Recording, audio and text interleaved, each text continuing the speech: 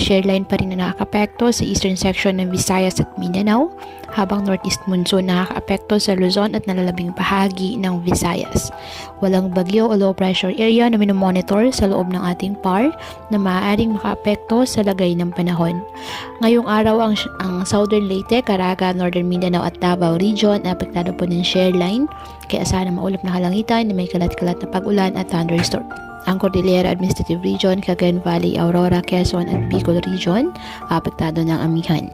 Ang Metro Manila, Western Visayas at nalalabing bahagi ng Luzon bahagyang maulap hanggang sa maulap na halangitan with isolated light rains. Ang nalalabing bahagi ng bansa apektado po ng shear line at localized thunderstorm. Kaya patuloy po natin na pinag-iingat ang ating mga kababayan sa bantapon ng mga pagbaha at pagguho ng lupa at ugaliin na magdala palagi ng payong o kahit anumang panangga sa ulan sa tuwing lalabas ng ating mga tahanan. At yan po muna ang update sa lagay ng panahon ngayong araw. Muli patuloy po tayo na mag-ingat at palaging tandaan, God loves you.